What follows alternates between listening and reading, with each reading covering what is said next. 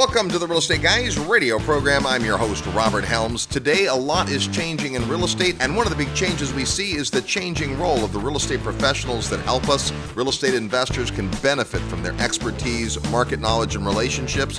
But is it worth the cost? We'll be talking about that today on the Real Estate Guys radio program.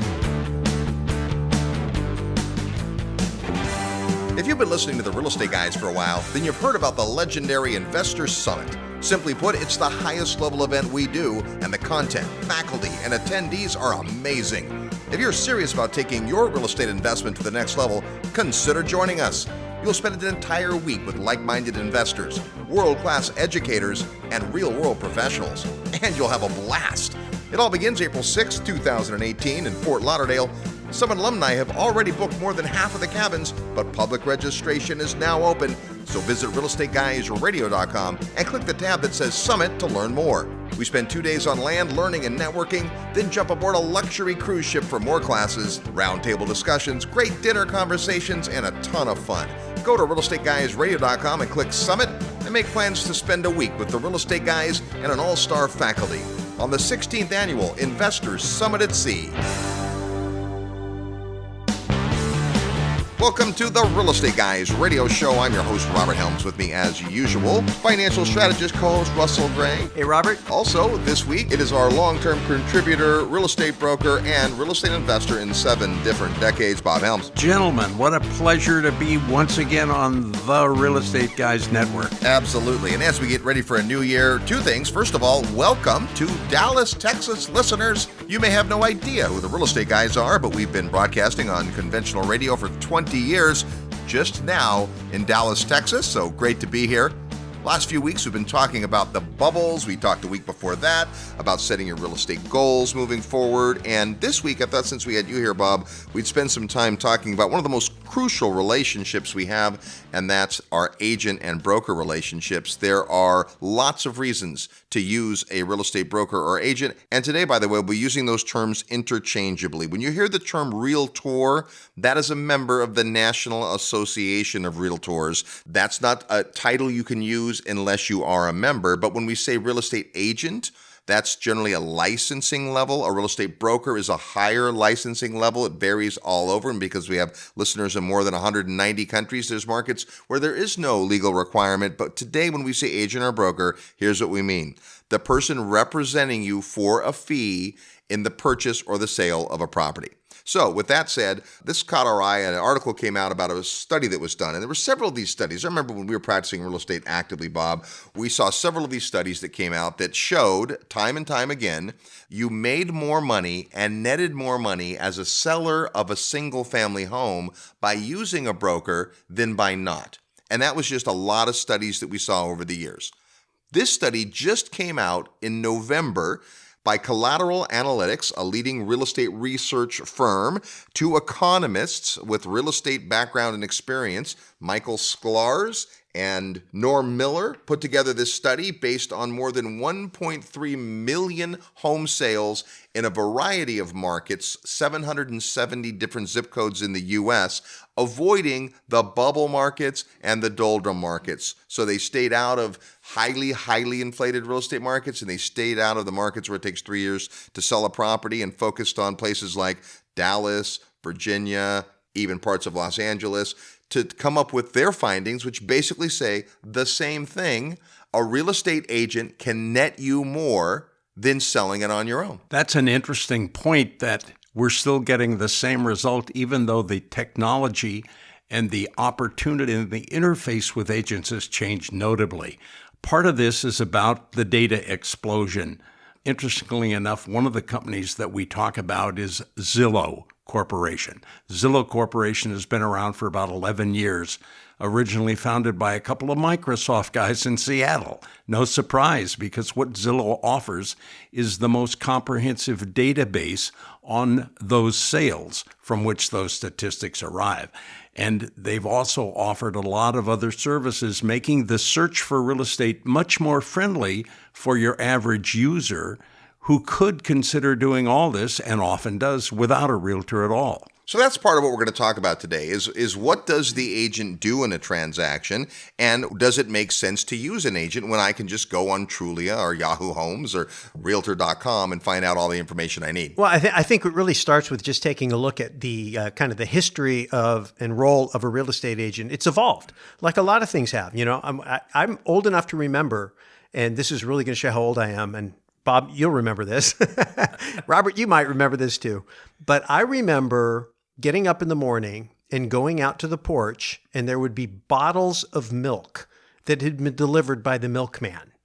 Think about that. I've seen movies where they've done that. Yeah, that's how we used to get our milk. We'd get fresh milk. The milkman would come around in a refrigerated truck, and he would drop off these glass bottles in a little wire basket and put them on our front porch, ring the bell, and we'd come get them and put them in the refrigerator. That was when I was a little boy. So now, I mean, think about that today. I remember when I used to be able to go to the gas station and get my tires checked and my oil checked and my windshield wipers, my windshield, cleaned, and they would fill up the gas. They would do all that stuff for you. The point is that in many industries, because of technology, because of the way society has changed, because of the desire to try to find ways to cut costs and find extra value, all kinds of reasons why the roles of different people in different businesses have changed. And the real estate agent is no different. Well, let's spend just a minute on this. We don't want to spend 5 hours in the history of real estate agents, but the fact is the core job of the agent to represent you arm's length third party has not changed. The way they do that job has changed a ton. Back in the day when we started selling real estate, there was no internet. There was a book of listings that came out in our MLS once a week. And we were the sole purveyors of the content of where homes were for sale. You had the for sale by owners, and then you had organized real estate. And it was a huge advantage. That has, of course, completely been obliterated today, where every bit of detail about every listing is available to anybody who wants to look on lots of different sites. Agents were a little bit hesitant and a little bit scared and worried when this change happened, like, what's my value? But the big thing, and we talked a little about this as we were preparing for the show today, is that your mission as a real estate broker or agent is to make sure you add more value than you take. Yeah, I've got to pay to hire a broker or an agent to represent me, but if they can net me more money, it's not really a cost, it's an investment. And so that's the premise. This article came out about this study, and wow, that's interesting that it's the same result they came to, the same conclusion they came to 30 years ago, even though the way an agent works is totally different. So today, the top sites that people go to look for homes are Zillow, Yahoo Homes, Trulia, and then the realtor's site. That's the top places people go when they're shopping. And what's interesting, one of the points in this report, is that still the majority of people that use those sites use a real estate agent. There are times when it might make sense not to. And so I think if we're coming at this from the point of, okay, technology's changed, people are more do it themselves, they want to have access to the information, not be reliant on a real estate, that's great. It's actually better for everybody. Better for the real estate agent to let the prospect or the client go out and find out what they want to find, spend as much time as they want to spend, and then get to the point where they really do need the agent's help. So if you're going to think about not using an agent, and a lot of people recommend that. We don't, by the way. For ever since the beginning of the show, we've always said, find a great agent, pay them well, make sure you're loyal to them, and they'll be loyal to you. I mean, that's kind of our bent on this, and that has served us very well. But not everyone thinks that way. Some people think, well, I might save the commission. And let's face it, as real estate prices are going up, that amount thereafter is a bigger and bigger number. Yeah, well, I think it goes back to really, what does a real estate agent really do? In the beginning, a lot of people relied upon them to find the inventory. Their job was to go find the inventory. Said, well, I'm looking for a house, go find me a house. And they would go do that. And so then they had control over where all the listings were. They had access to the inventory, that MLS book you talked about. Today, that's not the issue. Well, it's not in the U.S. In many of the markets that people hear our show in, there is no organized real estate yet. So depending on where you are and where you're investing, you're at some level of this. You could say the United States is the furthest along, but I don't know that that's necessarily true because it's like leapfrog. But certainly for these companies like you've talked about, Bob, they need a big installed base of a lot of houses and a lot of buyers and a lot of sellers for it to make sense. If I go to a little market where there's only 100,000 people, I can't put together the infrastructure needed to compete in that way. But if there's millions and millions of people, then I can. Yeah, and that's the key. So you know, depending on where you're buying, I suppose you may decide you need one for that purpose or not. Because if you're out there trying to find something that isn't part of a big database somewhere that can be easily mined, you know, all the major markets are going to be very represented pretty much all around the world because you have that critical mass. This is really a discussion of disruptive technology and how much can you ask technology to do for you versus what a human being can do for you. But the real estate agent's job in the beginning was to help find the inventory and then negotiate the deal. And there's a big story to be talked about, I think, in the role of the negotiating. You mentioned earlier and kind of threw it out casually, Robert, but it's worth talking about. It's this concept of being arm's length. And here's what I'll say. I'll say a couple things. One is, you know, when I went into the mortgage business, you guys both come from the real estate brokerage side. I come from the mortgage side. In the mortgage side, it was the same thing. Everybody said, oh, loans are just about rates and applications, and we can automate all that and put it on the internet. And I went into the mortgage business right as all that was happening, and everybody said I was crazy. And I just said, you know what, I disagree, because I think that this is an emotional decision, and this is a major financial decision. And this is a decision where someone is going to make a very important commitment, a 30-year commitment to send 30% of their income someplace. They're going to want to have someone they view as a professional to interject wisdom into the available information. Yes, they can look at underwriting guidelines. They can look at a form and see what information they have to fill in the blanks. They can look at rates and they can calculate payments and they can see truth in lending statements. They can do all that. But how do they decide, is this right for me in my unique situation? So I think a professional in any high-end sale in real estate or the financing involved in real estate there is a certain amount of professional wisdom that can be applied. Now, I know we're entering the age of artificial intelligence, and maybe every single thing a human being could ever do or function they could serve in any economy could be eventually done by robots. We're not there yet, I think, when it comes to this stuff. And so because people are emotional creatures and buy and sell decisions are not just made based on logic, but based on who they like. I mean, especially when you're talking about homes, right? You guys could tell stories about people who said, you know what, I could have gotten a better price, but this neighborhood is my neighborhood. I raised my kids in this home. I want this family to have it because I just connected with them at a human level. How do you put that into software? I'm not sure you can do that. The agent has several jobs, but the primary thing the agent has to do to demonstrate his worth is to bring value to that customer, that buyer or seller. And if you look at his task, he's also concerned about what do I have to do to educate that buyer or seller. There's only so much they're going to find. If they have the ability and have computer skills, they can find an awful lot about the property. And as you noted, Robert, that's an advantage to the agent because that fills part of the bill of learning what you need to know to enter into a transaction. So the agent needs to make sure that his client is sufficiently educated to be able to make the right decisions. How do you make that happen? It can be supplemented by clients searching the internet, but they don't all have equal skills. They don't all have equal backgrounds. Some of them will soak it up and get it and be ready to rip. Others are still wanting to know much more than they found by just being on the computer. Well, there's this whole thing about you don't know what you don't know. If you've never represented a legal transaction as big as a real estate transaction, you probably don't even know the questions to ask. Most of us couldn't just all of a sudden go into the operating room and do surgery, because we haven't had the training. Sure, we've watched a lot of it on TV. Maybe we've had a loved one go through it and been in the waiting room. But until you've trained for hours and hours and months and years, you're not qualified. There's some things that the agent or the broker does that have that level of, as you said, Russ, wisdom. It's not how to fill out the form. It's knowing which side of the tracks in this particular area is going to be a better experience for the investor and tenant. Because again, our show, we're mostly investor-centric. So the majority of real estate transactions are homeowners buying or selling the home they live in.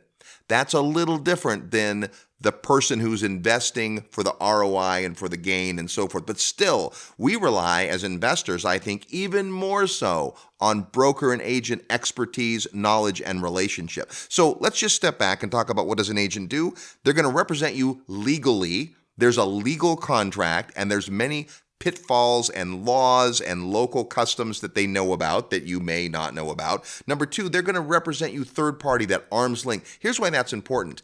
If somebody walks in my open house and I'm a for sale by owner and they're a great negotiator and I'm not, I could give up a lot. Whereas a professional who is not the homeowner, a broker, an agent, a third party, is going to be arm's length and going to be able to preserve that extra amount because they're a better negotiator, because they're not emotionally attached. And third, they have a fiduciary duty, which means they have to legally hold their client at the highest level possible. None of that is true in a principal-to-principal transaction. If I'm a buyer and I walk in to a for sale by owner, am I expecting to pay as much? No, I know that person, I know a lot about them already. I know what the transaction is going to look like. I know how they're going to show up because they've already said to me, I'm trying to save the commission. They've already said to me, I don't value the role of the professional. So I know a ton. Not that I wouldn't do it, but I would have the upper hand in negotiation. I think that's part of the point here. So those are the three things that are important. Beyond that, they are going to counsel you through the soft skills that you talked about, Russ. They're going to be empathetic. They've been through this a lot. For an individual in a home, there's the whole emotional side. There's moving the kids. There's the schools. I know when we moved, our realtor was awesome, acclimating us to the neighborhood. Oh my gosh, here's the store you want to go to and why. Don't go over here. Here's the greatest restaurant. Stay away from this. Do you guys like Chinese food? Let me take you to the best spot. All those things that I could figure out on Yelp, maybe, but my agent earned the right to have an opinion, having lived in the area for so long, and added so much value. We did nothing but refer her to all kinds of people because we had a great experience. Those are the soft skills part of it. Then there's the understanding of the timeline and the networks that agents have. The best listings often are sold before they ever hit the MLS. That's really true in investment property. All the very best real estate transactions we've ever been involved with in our career, we were the only ones shown the deal, or on a very short list. It never made LoopNet. It never made the MLS. Back in the day, we used to joke that the only stuff we put on the MLS is the stuff that we couldn't sell without it. Right? MLS is a great tool. At the same time, recognize that your agent does have relationships, key individuals, referrals to other providers. I mean, how would you know which title company or which closing attorney or which inspector to use? How would you know? Your agent who's been in the business for 20 years can say, let me tell you why we use this roofer, right? I mean, how many great referrals do we get to those kinds of people from people in our agent community? Now, obviously, we have a bent. We have a positive feeling about agents, but not every agent. So you've also got to figure out how I pick the right agent. You know, there's so much that you guys could probably tell that any one of us could just monologue on this for at least an hour and do the whole show by ourselves because we have so much energy on the subject. But there was a couple of things, Robert, that you said there that I think are interesting. You talked about the idea, well, I wouldn't do my own surgery. You know, I'm not qualified. Well, you know what? Even if you were qualified, there's a reason they don't let surgeons operate on loved ones because it's emotional. Yep. And so having a professional involved takes a lot of that emotion. I can make great decisions when I'm managing somebody else's money. You know who I suck at managing money for? Me. Right. I get too attached to it. I get too worried about making a mistake. I overthink or whatever, or I'm sloppy for whatever reason. So there's a lot to be said for having a third party involved. The other thing is you talked about negotiating skills, and I think we should come back to that after the break. But think about this. How much time are you going to spend developing a skill? I'm talking homeowners now. Maybe as a real estate investor, you should spend more time. That's why we teach a class on this. But let's just say, as a homeowner, you're going to move once every 3 to 5 years, 5 to 7 years, whatever it is. So I'm going to put in a bunch of time learning negotiation skills for maybe a transaction I'm going to do 4 or 5 times in my lifetime, compared to somebody who's doing that transaction maybe 4 or 5 times a week. you're going to have a lot more skill, a lot more knowledge of the marketplace, a lot more of your thumb on the pulse of what a person needs. So when we come back from the break, I'd like to talk a little bit more about really what happens in a negotiation and how a professional can negotiate on your behalf. And this is true whether you're talking as a homeowner or as a professional investor. And there's a whole lot of reasons why, as a professional investor, you want to work closely with agents. The role of the real estate agent and broker is changing. That's what we're talking about today on the Real Estate Guys radio program. I'm your host, Robert Helms. Need help with your real estate investment portfolio? Check out the resources page at realestateguysradio.com. This portion of the Real Estate Guys radio program is brought to you by International Coffee Farms, where you can own a parcel of land in your very own specialty coffee farm in Panama for as little as $15,000. Here's how it works. Deeded half-acre parcels entitled Specialty Coffee Farms in Boquete, Panama are turnkey managed professionally on your behalf by a team of local experts. Sustainable average income is estimated at 12%, and cash flow can begin within 12 to 15 months from the date of your parcel ownership. International Coffee Farms' mission is to own and operate specialty coffee farms that are economically, environmentally, and socially sustainable. As part of this mission, 20% of the gross profits of each farm is committed to a socially sustainable fund to improve the lives of the Panamanian coffee farm workers and their families. International Coffee Farms currently owns and operates 9 specialty coffee farms with half-acre parcels available for immediate ownership. To find out how you can become a coffee farm owner in Boquete, Panama, email coffee@realestateguysradio.com. That's coffee@realestateguysradio.com. If you love real estate and have always wanted to own your own business, listen up. The Real Estate Guys and their panel of experts want to teach you how to go full-time fast in the real estate syndication business. These next few years may go down in history as one of the best times ever to acquire investment real estate. There are deals everywhere if you know where to look and how to assemble the resources. The Secrets of Successful Syndication seminar will show you how to make big money doing big deals from a team of experts that have syndicated projects totaling more than $1 billion. Don't wait for someone to give you a raise or create a job for you. Attend the Secrets of Successful Syndication and learn how to build a team, raise capital, find deals, and make full-time money in 6 months or less. Go to realestateguysradio.com and click on events. All the big players use syndication as a way to diversify risk, optimize profits, and earn big money. You can too. Go to realestateguysradio.com and click on events. Hi, this is Kim Kiyosaki. I'm the author of Rich Woman, and you are listening to The Real Estate Guys. Welcome back to the Real Estate Guys radio program. We thought we would bring you a show on working with agents because it's changing. It's changing a lot. And we've talked about, some of the things that an agent does with the premise of you recognizing the value, but also deciding, hey, if I were going to take this on and do it myself, as long as I can do all the functions, maybe it makes sense for me. So, Russ, we were talking about specifically negotiating, and it's like when you say, I'm going to go down to the car lot and buy a car. Instantly, you're like, oh, like that whole experience. Now, some of this has changed. I recently went to a car dealership and had a very different experience to every other time I've been, where it's just worn me out, because talk about professional negotiators. Or have you ever been to a timeshare sales presentation? Oh my gosh, here's something you don't need. Probably doesn't make economic sense for most people, although for some it can. And you get a world-class closer who talks you into something you had no intention of buying when you step foot in the place. Those are great salespeople. When I'm in a transaction, I want them working for me. So negotiation is critical. Well, I think it's especially critical because if you're assuming that you're only ever going to be doing a transaction when financing is readily available, when everything closes and happens, as scheduled on time, that's great. When things start to go sideways, when someone's loan doesn't come through, when the financing falls apart and there is no backup offer and you need to get your deal done, now you've got to get creative.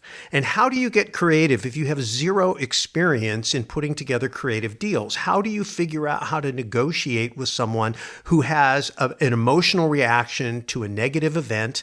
Maybe you had control, maybe you didn't have control, but now you've got emotions flaring, you've got needs on both sides, maybe that are communicated, maybe aren't, maybe they are communicated but not in context. There's a real art form to negotiating a win-win, and it's part financial strategy, which I like, but it's also a lot of just getting people's people's needs out on the table. And, if you think the other person on the other end of the transaction is your adversary, you don't put your needs on the table. And so a skilled salesperson can play a neutral role, almost like a mediator, and be in the middle of a transaction, win the trust of parties on both sides, and then pull out what they're looking for, what their deal killers are, where they're willing to negotiate, and then begin to craft a win-win transaction where people can put a deal together and get it done. Well, let's stop there because I agree with what you say, but here's what's even more critical when it comes to real estate transactions. It's usually not one person who's neutral. They aren't just a neutral person. They're your advocate. The agent on your side of the transaction representing you as a seller or you as a buyer isn't just trying to treat both sides fair. They're trying to get an unfair advantage, and they often can. Yeah. Well, but my point is it's a lot easier for them to earn the trust. I mean, you watch these old movies, these old TV shows, good cop, bad cop. The good cop and the bad cop are both on the same side, but they're working the person in order to get them to give up information and to get them into a position of bargaining. Now, I'm not saying you should go in there and beat up, the person. I don't believe in those kind of deals, but I am saying there's something to be said for having professional negotiators involved in transactions, especially when you're trying to get the best price, when you're trying to get the best terms, when you are trying to market something where there aren't a lot of people bidding. Maybe it's unique, or you're in a marketplace that is, slow for whatever reason, and you need to get a deal done. So you have all of those things going on. So, a real estate agent is going to come in. They're going to help create a market, not just whatever is available on the internet, but through their social network, as you talked about. Great agents will have great networks. They're going to bring in street smarts, not just something you looked up on the internet about crime rates and what's going on with the school district and what the supply and demand and rent trends are based on what happened in the survey that was taken 6 months ago. But what's going on right now? Where's the trend right now? Where's the pocket of opportunity right now? If you're not living, breathing in those streets every day as a professional, you don't know really the market. And a great agent is going to know their market like the back of their hand, and they can tell you where those opportunities are going to be. And they can tell you what people are looking for. And here's the other thing is when you finally get to a place where you've got a decision, a buyer or seller is ready to make a commitment, people always have buyer's remorse. They second guess the decision right at the time. When you go to pick that pen up, it weighs like 5,000 pounds. And there's a hesitation, and a skilled salesperson helps people implement the decision they've already made. They want to do it. They understand the logic behind doing it. But at that moment of commitment, they back up because they're afraid they're going to make a mistake. And when you have a professional involved who can overcome that inertia and get them over the hump to actually execute the deal, that can be the difference between getting it done and not getting it done. And when you don't have a professional involved, you lose all of that. One key thought: that agent wants a win-win transaction. They don't lose sight of that. Yes, they're trying to get the things that will give you an advantage for the things you need.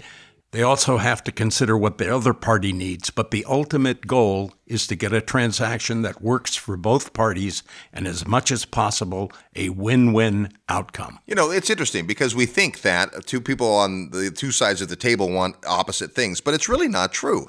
And I learned this from you, Bob. It's very common that you can please both parties. There's only one thing really that they're pulling tug roping on, and that's the price. The buyer wants to pay less, the seller wants more. But everything else, the buyer wants to buy, the seller wants to sell. The buyer likes the school district, the seller likes the school district. The buyer wants to know what the area is like, the seller knows what the area is like. They want it to happen in a time frame. I mean, I put my house on the market, I want to sell in 30 days. The buyer wants to buy it now, and they want to move in 30 days. I mean, there's so many things that are aligned. And if you can get to that stated or unstated objective of theirs, then you're helping enable that to happen. And brokers and agents are third parties that can do that. When it's just principals, it's not going to happen. They're always going to come from a point of clashing. Now, in the study specifically, it talks about how much more you can make by using an agent. We're going to talk about that when we come back. Plus, we're going to play real estate trivia next. You're tuned to the Real Estate Guys radio program. I'm your host, Robert Helms. Live nationwide, you're listening to the Real Estate Guys. Find out more at realestateguysradio.com.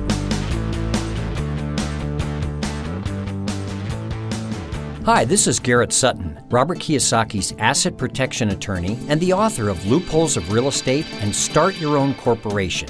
As an American or foreign-based investor in U.S. real estate, you know we are a litigious society. You know that you need to protect your real estate, paper, and bullion holdings with the right mix of LLCs and corporations. Our firm, Corporate Direct, not only forms these entities, but importantly, we properly maintain them too. If you fail to follow the corporate formalities, you can lose it all in an instant. Corporate Direct is your source for LLC protection and maintenance in all 50 states. Visit corporatedirect.com or call 800-600-1760. Mention the Real Estate Guys for a free bonus. That's 800-600-1760 or corporatedirect.com. We look forward to assisting you at corporatedirect.com. Hi, this is Patrick Donahoe, CEO of Paradigm Life. Wall Street and banks spend billions of dollars per year in advertising with the goal to convince you that they are the solution. But take a look around. None of their advice has worked. If you're listening to this, odds are pretty good that you're already a real estate investor, or at least becoming one. So why do you do it?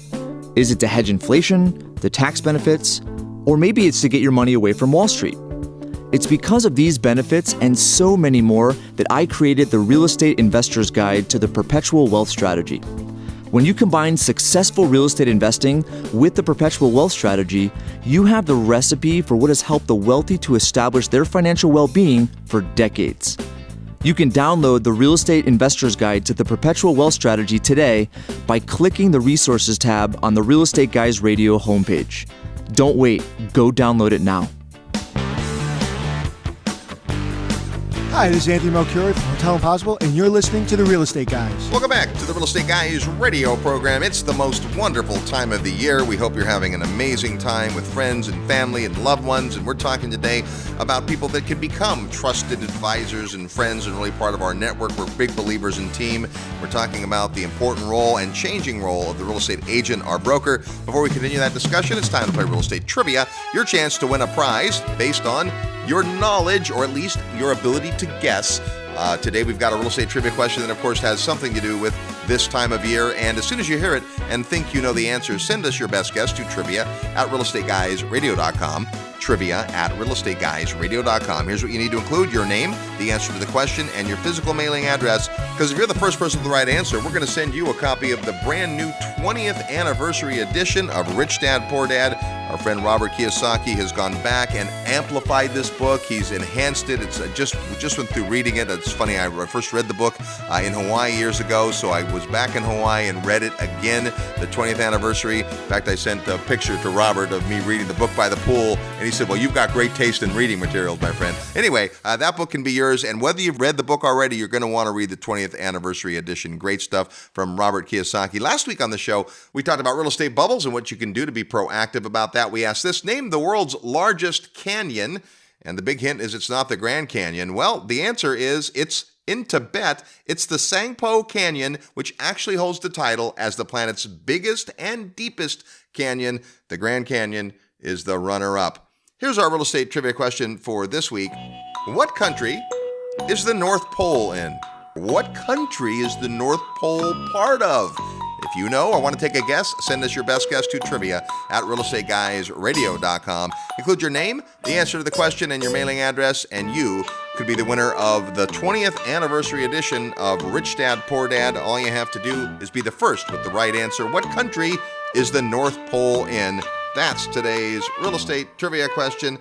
We're talking about the changing role of the real estate agent, and specifically, we were talking about a study that's just been done by Collateral Analytics about what a seller nets when they use an agent versus when they don't. And basically, more than 1.3 million sales, and the aggregation of all that says that a for sale by owner generally receives 5.5% less than a seller that lists with a realtor. Now you might say, well, yeah, but a lot of agents charge 6% or 8% or 5%, whatever the number is. So imagine that we say it's 6%. Real estate commissions aren't fixed. They're different in different parts of the world. They're different in different marketplaces. Today in hot markets, agents are getting their fees negotiated. In a slow-moving market, sometimes you got to pay a bonus to your agent. But let's just take an example of 6% out of the air. If it cost me 6%, but I only gave up 5.5%, aren't I 0.5% ahead? Well, yeah, but for that 0.5%, guess what you had to do? All of the work. The example they used in the article was a house that would cost $300,000. The part they saved was $1,500. So for $1,500, are you going to get all the work done? Are you going to prepare the flyers and brochures and websites? Are you going to hold the house open? Are you going to negotiate? Are you going to meet with the title company or closing attorney? Are you going to go through the whole process of the inspections and access to the house every time the roofer or the termite person needs to come by? I mean, all that, is that worth 0.5%? And then that's average. So what about the case when you're not average, where you gave up 8% versus the person that used a professional? So in my mind, you could save that money if you were willing to do the work. The question is, what are you giving up? Well, I think the big distinction here is the difference between being a consumer and being an investor. Because when you are working with a professional, you're doing more than one transaction. You're doing several transactions if you're an investor, right? Part of what you're doing is getting yourself into the deal flow. If you are paying someone a commission for doing a job for you that you really wouldn't want to do, even if you have to give up a little bit, I don't think you do. I think it's the opposite. I think you actually make more. But you also get yourself in the deal flow because these are people who are out there working in a community. So, there is something to be said for your network. If you are just two ships passing in a night, if I'm a homeowner and I'm selling my property, I'm leaving the area, I've listed with an agent that I'm never going to see again the rest of my life. I think, I don't care. There's nothing left for me in this market. I'm moving to, Cleveland, Ohio from, Seattle, Washington or whatever. So I'm going to just sell the house myself, keep the commission and go. All right. Maybe that makes sense. I don't know. I would say based on the study, probably not. But when you're talking about being an investor who's going to be active in a community, in a marketplace, and you're going to be looking for deal flow, you're going to be looking for relationships, you're going to be looking for insider opportunities, you're going to want to be feeding the people who are part of your network. And I think that mathematically, it doesn't cost you anything. It actually makes you money. Well, especially if you get access to deals. I remember the very first time, many, many years ago, we had Robert Kiyosaki on the show. We barely knew the guy. And one of the things he said on that very first interview was, I tend to pay my real estate agents more than the going rate.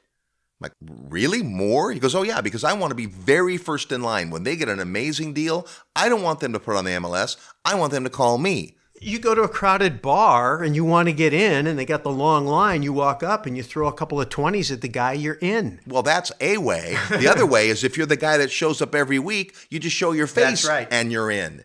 It's not about the transaction in this case. It's about the relationship. Exactly. And if you will use an agent and have loyalty to them, make sure it's the right agent. And that's another show, but make sure you've got the right person and you've done all the research and got the referral and so forth. But if it is, give that person your business because it's a two-way street. When they have that unbelievable killer deal, here's what happens. Somebody comes into the office and says, listen, Mr. Agent, I know this rental property is worth X, but I have to sell it in the next 48 hours. I'm in a situation where I just need the cash and I'll take half of X if you can bring me a deal.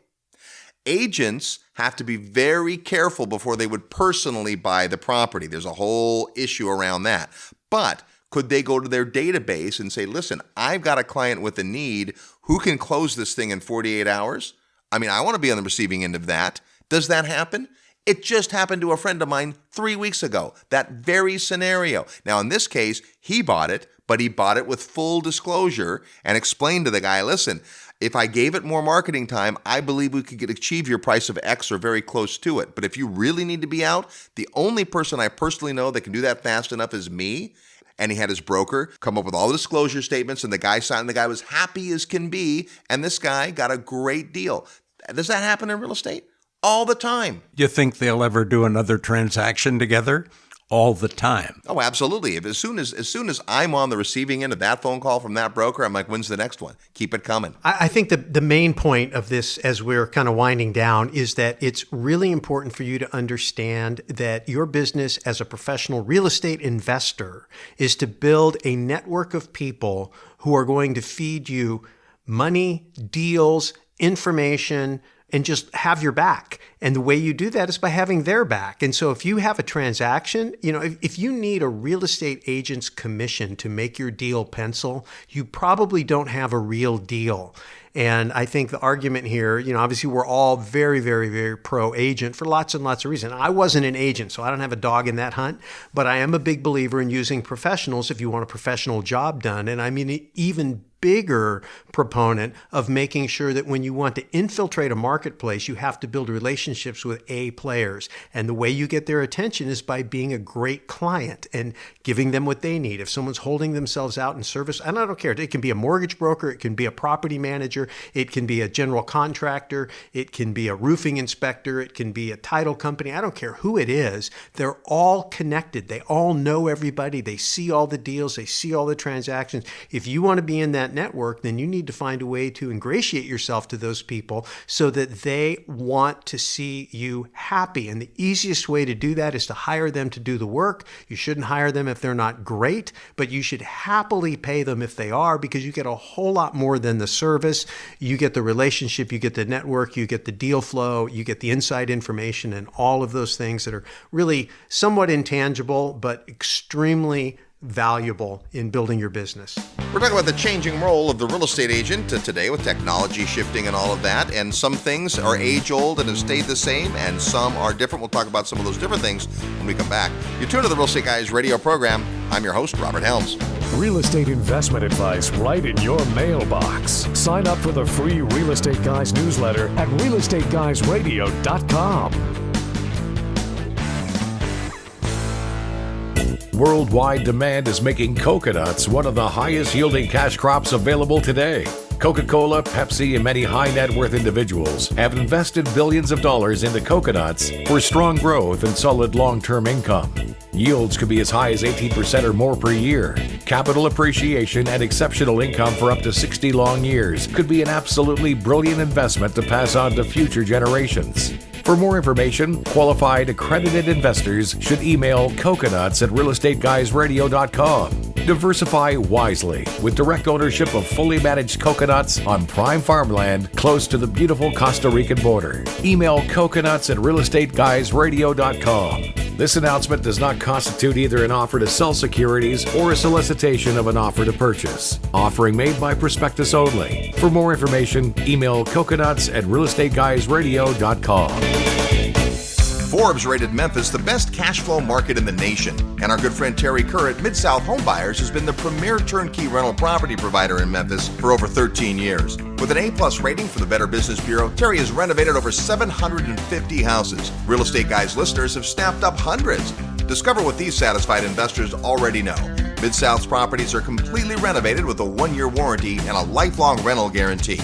They're affordable, well-managed, and easy to own. Perfect for beginning investors and veterans alike. Get in on the action. Contact Terry and his team via email at midsouth@realestateguysradio.com. Hi there, this is Danielle DiMartino Booth, author of Fed Up, an insider's take on why the Federal Reserve is bad for America, and you're listening to the Real Estate Guys. Welcome back to the Real Estate Guys radio program, and Happy New Year. A brand new spanking clean year is here, and we're excited about it. Hope you had a fabulous holiday season. We've got a ton of great stuff planned for 2018. Lots of great guests, lots of great events. Find out all the details at realestateguysradio.com. We've got the Godfather of Real Estate with us, who's been in the real estate brokerage business a long time and also been an investor in 7 different decades. We're talking about the changing role of the real estate broker or agent. And, you know, Bob, back in the day, you'd load them up in your car. You'd have the MLS book highlighted. They had highlighters back then, right? They did have highlighters. Yeah, and you'd go out with your notes and you'd show houses and so forth. Today, one of the big changes is the agent does a lot less of that. Listing agents use technology to help exhibit the properties, so we get virtual tours and we get a lot of the reports and the due diligence and rent rolls, and all those things can be electronic. Today, the big brokerages that work in investment property often have every bit of information you might need available on a password-protected site. Sometimes you have to sign an NDA to get that, but the information that you need hasn't changed, but the ability to access it has. In the old days, when we would make an offer on a 100-unit apartment building, we'd have to go get a physical packet of all the copies of the rent rolls and the landscaping contracts and the utilities and all that stuff. Today, it's all at our fingertips, and there are better tools out there. And so I think one of the great things about technology and the changing role of the agent is it's less about the data and more about the wisdom. It's also about the structure structure of some of the companies. When you and I were a father-son team for 18 years, most of our time was spent with one very large, very successful company. That company had 17 offices, was the 25th largest realtor in America. They had clout, they had knowledge, and yet for all that, we didn't have an awful lot of people who were specializing in investments. You and I had a great time doing that. What's changed in terms of the organization of some of the big companies is they no longer are grouped in one place. There are companies out there that are spread all over the U.S., so that means their individual licensees are licensed in different states, but they still have team performance. It's possible for me to be an agent on a team that has my team members in other states. So I get to globalize the marketing, if you will. I get to take advantage of having team members with different experiences. So we get to help each other with our knowledge base. So there's a lot of different pieces of the organization that have changed. There is virtually no change in selling skills. It is the same game. If you're going to be really successful at the game of being a real estate agent, you must know your trade. You must bring value to clients if you expect them to use you. And you know what? It's not hard. One of the things this report talks about specifically is agents' knowledge of things like staging property. Might be less important in investment property, but not necessarily. The fact that and we talked about this, that the broker knows exactly what buyers are looking for in a market and what the market will bear and all those kinds of things. But that negotiating thing is also huge. You know, in fact, Bob, you just had a client who sold a house and through a broker that you know, and this broker did a masterful job. It's a hot market. There were multiple offers. They knew there would be. And this agent went to the other agents and said, hey, just so you know, we have a lot of activity. My recommendation would be to really, really sharpen your pencil. Because of that communication, this couple got $250,000 more than their asking price and a 10-day cash close. That probably wouldn't have happened if there hadn't been an agent involved. There would have been no advocate delivering that information. So you're exactly right. That was the primary key in that case. Now, a couple other things to think about. Not that we want to first go here, which is why we're saying this at the end of the program, but remember that an agent has things like E&O insurance. Their big company is well-funded and well-financed. And if there were to be a problem with disclosure or title or any of that kind of stuff, if you don't have a real estate professional involved, you're on your own. Well, yeah, take it back a little bit too, because they're going to know where the landmines are. They're going to have access to vetted forms. You know, there's forms that the National Association of Realtors, all the local associations have that are only for use by people who are members of the association. These forms have been vetted through all kinds of legal precedent, and every time something goes on, the army of lawyers goes in there and tightens it up. And so you almost, and I'm not saying you should, but you almost can just sign where they say to sign and not even look at it because the thing is so tight, right? When you get into commercial or investment, you're starting to use custom contracts. Now you have to have your own attorney looking over everything. Well, you know, if you're handling your own transactions and you're not bringing in a real estate professional, at the very least, you're going to be spending a lot of money on a real estate attorney to help you. And so you're not saving as much as you thought you were. And the other thing is that in the course of representing or misrepresenting or omitting, because sometimes you say, hey, I didn't lie, I just didn't tell them. Well, that's an omission. Yeah. That's what errors and omission insurance is all about. And I'm guessing if you are representing yourself, you don't have that. And so there's landmines you can step on. Of course, you know, this show is not really about talking to homeowners and consumers. We're talking to people who are investors, who are going to be frequent consumers of real estate services on their path of accumulating, managing, refinancing, and disposing of assets as they're managing their portfolio. But they may not have done it yet. Done it yet. And so, you know, if you're out there listening and you're on the front end of this experience, I think the big takeaway is, look, don't be penny wise and pound foolish. You don't want the cheapest attorney. You don't want to be the do-it-yourself anything.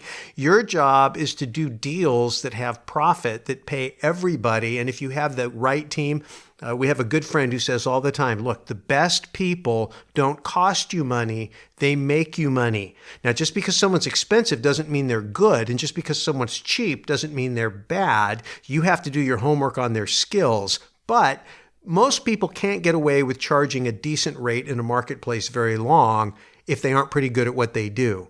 And so don't be afraid to pay for services that you need. Just make sure an ROI, I always say, is 100% up to you. So if you pay somebody for a service, get all of the service. Get everything you can. You're looking for more than just the information about the deal. You're looking, as we've said earlier, about the relationship, about ongoing opportunities, all of the things that a professional is going to bring. And Robert, to your point, they're going to come along with insurance. They're going to come along with a legal team. They're going to come along with the ability to keep you out of trouble when you don't even know what you don't know. And this is especially true when you're operating outside of a market you know well, or you're operating in a new market for the very first time, or you're operating in multiple markets where it's easy to forget the rules because the rules are different in different markets. Real estate investing is a team sport, and an important part of your team is your real estate agents and brokers. We'll take this time of the show to salute all the professionals that listen to our program, all the great brokers and agents out there that are helping people live out their real estate investing dreams. Next week, as we enter a brand new year, we're going to hear from lots of folks who are going to make their predictions about the real estate market and beyond in 2018. Until then, go out and make some equity happen. Hello, this is Robert Kiyosaki, and I'm very excited that I'll be joining the Real Estate Guys for their Investor Real Estate Summit at Sea. Join me, join my friends, join the Real Estate Guys Investor Summit at Sea, and I'll see you out there. This episode of the Real Estate Guys radio show is brought to you by Paradigm Life. Powerful cash management strategies using life insurance. Learn more at beyourbank.com. Mid-South Home Buyers, low-cost, turnkey cash flow properties in Memphis, Tennessee. Corporate Direct, asset protection strategies for real estate investors from attorney and Rich Dad advisor Garrett Sutton. Find these and other great companies under the Resources tab at realestateguysradio.com. To learn how you can expose your product or service to the Real Estate Guys audience, call 888-489-7723 extension 4. That's 888-489-7723 extension 4. Or use the feedback page at realestateguysradio.com. Thanks for listening, and we'll see you next week right here on the Real Estate Guys Radio Show.